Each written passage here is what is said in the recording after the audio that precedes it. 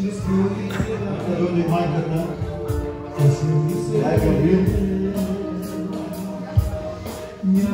Марио, ела.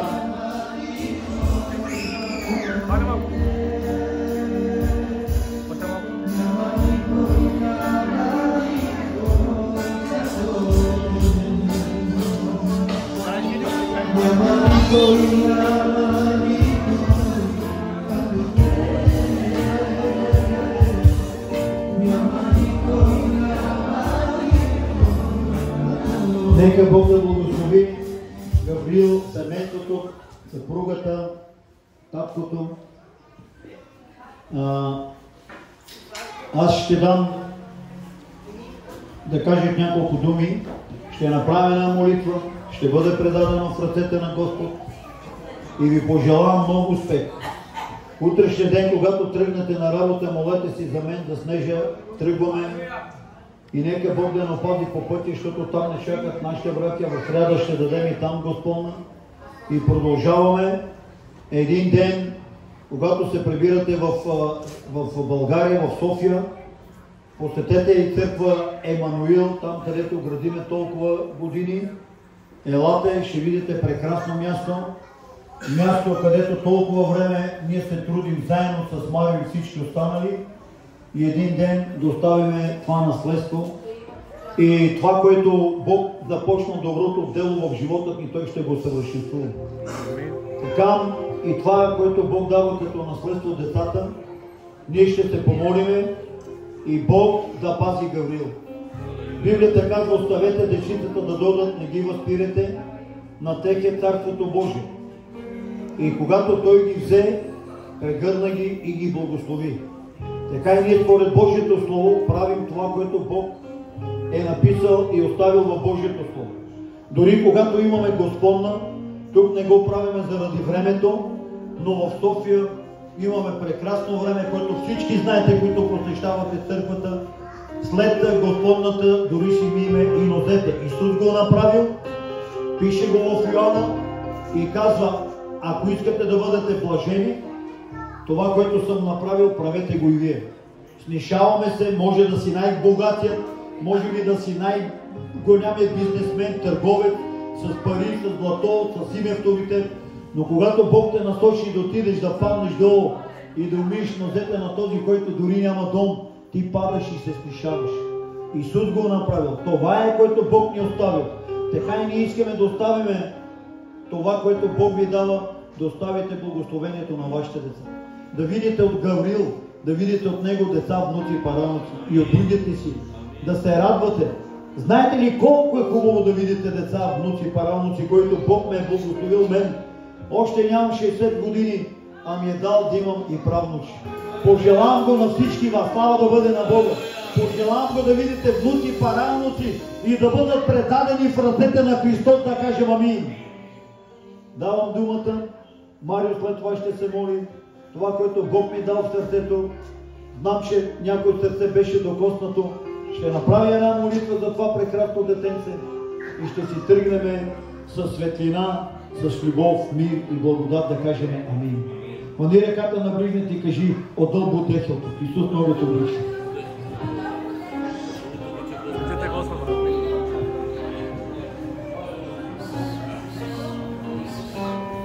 Нека Бог да ни благослови. Благодариме на Бог наистина за това, което прави за нас, за децата ни и за семействата ни. Аз мога само едно да кажа, че тези деца, които Бог ми ги дава, те не са мои, а те са Негови. И аз знам, че тези деца, които Бог ни ги дава тук на тази земя, ще работят за Него и в Неговата нива. Аз знам, че Бог ще ги направи победители. Аз знам, че те ще бъдат хората, които ще стъпат дявола и той няма да има власт и допир до племена и народи за напред. Аз знам, че Бог, който ми е дал Павел, той ще бъде като апостол Павел, ще гради църкви и ще изгражда хора в неговия си път. Но аз знам, че Гавриил ще бъде като този ангел, който доставя благата вест. Аз знам, че ще бъде като този ангел, който ще разпространява Божието Слово. Аз изповядвам да бъде един наистина апостол и да бъде един евангелизатор в Божията нива. И благославям тези, които няма деца, да бъдат благословени с тази радост. И наистина тези имена, които Бог ни ги дава, наистина живот им да отговаря за напред. И нека Бог да ви благослови и благодаря на моя Бог за тази радост. Бог да ви благослови, брати и сестри. Аз нямам какво да кажа, защото наистина почувствах какво е да си за втори път родител. Когато го изкараха Гавриил, понеже аз бях секцио, аз дори споделих на кака Сашка, че когато го вдигнаха, видях една светлина върху него. И това не съм го чувствала при Фабио. И като го вдигнаха да го видя, имаше светлина върху него като ангел. И аз през цялото време плаках и благодарих на Бог. Защото ми опази моя живот, опази неговия живот, понеже преминах през изпитания с него отново. И благодаря на Бог за всичко, което прави за мен, за моя дом. Благодаря на Бог, че ми дава мъже на вяра. И аз вярвам, че те ще бъдат силни мъже, които ще служат за Бога. Бог да ви благослови. Имам просто едно нещо, което Бог ми дава от момента да ви кажа. През цялата бременност, когато беше през тези месеци и минахме през много доктори с това бебе, и знаете ли докторите какво казаха, че той ще се роди с по-малки крака и с по-малки ръце. Той няма да бъде оформен, но ние благодариме на Бога, защото Бог ни дава деца, които са оформени и да работят за Него и в Неговата мила. Ако за лекарите е невъзможно, за Бог е всичко възможно. Алелуя! Слава да бъде на Бога! Павел, Гавриил, чакаме Сара и Мария.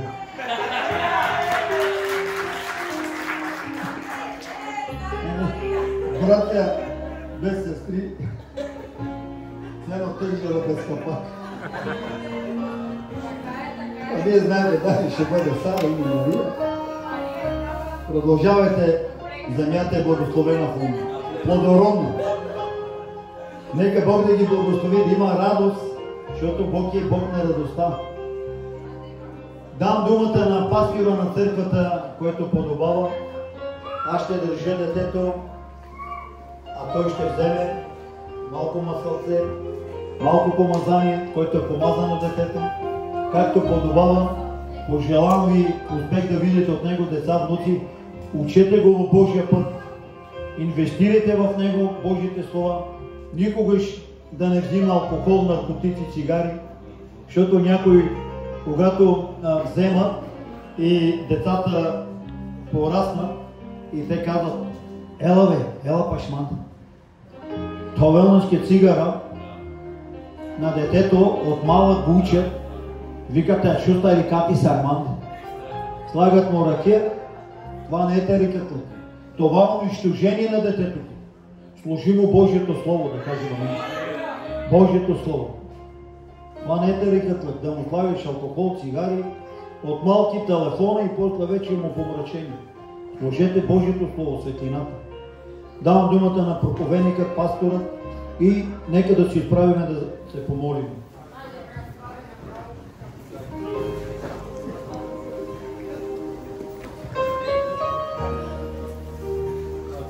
Какво ангелче, як отвори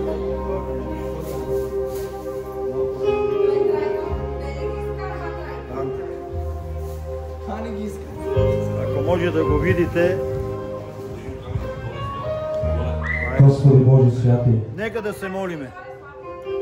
Издигаме днес Гавриил Петър и го предаваме в Твоите ръце и го помазваме в името на Отца, Сина и Божия Святи Дух.